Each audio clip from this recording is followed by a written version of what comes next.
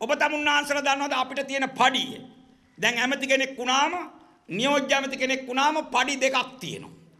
පාර්ලිමේන්තුවෙන් දෙනවා ලක්ෂ ගාණක් മന്ത്രി පඩිය කියලා. අමාත්‍යංශ ලේකම්තුමා දෙනවා පඩියක් ඇමති පඩිය කියලා ලක්ෂ ගාණක්.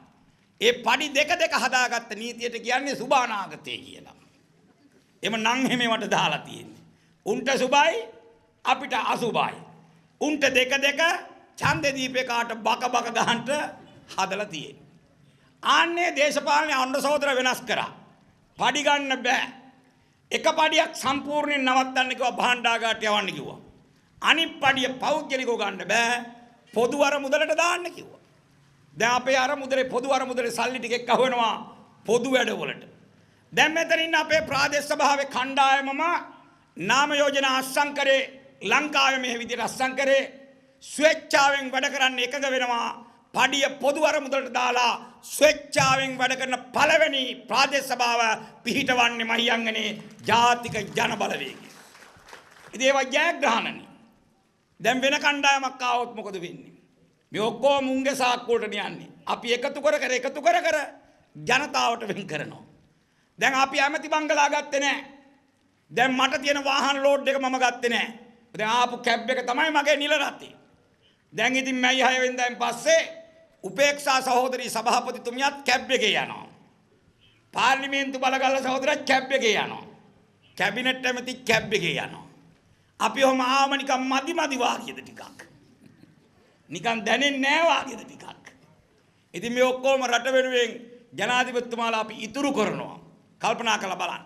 දැන් මම කැබිනට් ඇමති වුණාම මට දෙන්න ඕනේ තෙල් 3 පොලකින්. වාහනේට තෙල් 3 පොලකින් වෙන් කරලා තියෙන නීතියට අනුව.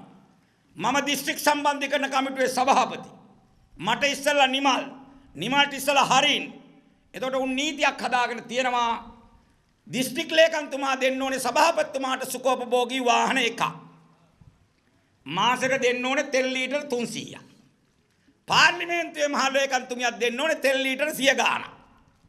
අමාත්‍යංශ ලේකම්තුමා දෙන්න ඕනේ මාසෙට තෙල් ලීටර් 2100ක්. 3 පොලකින් තෙල් හම්බෙනවා. ඒකට කියන්නේ සෞභාග්‍ය දැක්ම කියලා. සිතූ පැතූ දේවල් හම්බෙනවනේ ඔය කතිර ටික වැදුනම කරකට මතුවෙච්ච කතිර අත්වලින් කතිර ගහලා අනාගතයක් හදාගන්න හිතනවා. ඔන්න ඔහමයි ඔබේ අනාගතේ වල දැම්මේ විනාශ කරේ. දැන් අපි තීන්දුවක් ගත්ත පක්ෂේ දිස්ත්‍රික් ලේකම්තුමාගේ වාහනේත් ප්‍රතික්ෂේප කරා. ඒ තෙල් ලීටර් 300ක් ප්‍රතික්ෂේප කරා. පාර්ලිමේන්තුවෙන් ලැබෙන තෙල් ලීටර් 100 ගාණක් ප්‍රතික්ෂේප කරා.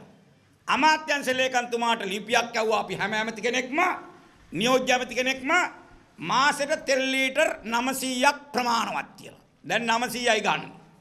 දැන් මම පෙරේදා රැස්සිං ඉවර කළා කතරගම ඉඳන් එනකොට නිවුස් එකක් යනවා. ජනාධිපතිතුමාගේ විශේෂ තීන්දුවක් පරිදි ඇමතිවරුන්ට නියෝජ්‍ය ඇමතිවරුන්ට මාසිකව වෙන් කළ තෙල් ලීටර් 900 700 දක්වා අඩු කරනු ලැබේ කියලා. අnder සහෝදර තව 200ක් කපලා. සතුටුයි. දැන් මේ ඉතුරු කරන්නේ කාටද? ජනතාවට. මෙන්න මේ විදිහට ඉතුරු කරපුවා අපි ඔබ තමුන්නාන්සලට අස්සසුම හැටියට බෙදුවා වැඩි කරලා. අපි වැරදිද?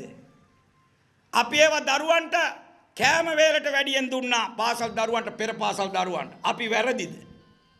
අපි ඒ ඉතුරු කරපු මුදල් රුපියල් 6000 පොත්පත් ගන්න දරුවන්ට දැම්මා. වැරදිද?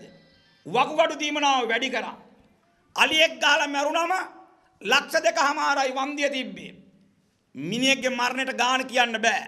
නමුත් රටේ තියෙන ආර්ථිකයට අනුව අපි ලක්ෂ 10ට වැඩි කරා. අපි වැරදිද මං අහන්නේ? රනිල්ලා රාජපක්ෂලා ආණ්ඩු කරනකොට අවුරුදු 5ක් රාජ්‍ය සේවයට එක්කෙනෙක්වත් බඳව ගත්තේ නෑ. රනිල්ගෙන් රස්සා ඉල්ලනකොට රනිල් කිව්වා IMF එකෙන් අවසර අරන් එන්න කියලා උපාධිධාරීන්ට. අnder සහෝදර මේ සැරේ තීන්දුව කරා රස්සා 30000ක් මේ අවුරුද්ද ඇතුළේ රාජ්‍ය සේවයට දෙන්න. පොලිසියට 2000ක් ගන්නවා. හෙද සේවයට 3000ක් ගන්නවා. ගුරු සේවයට 15000ක් විතර ගන්නවා. අපි මොකක්වත්ම කරලා නැද්ද මං අහන්නේ?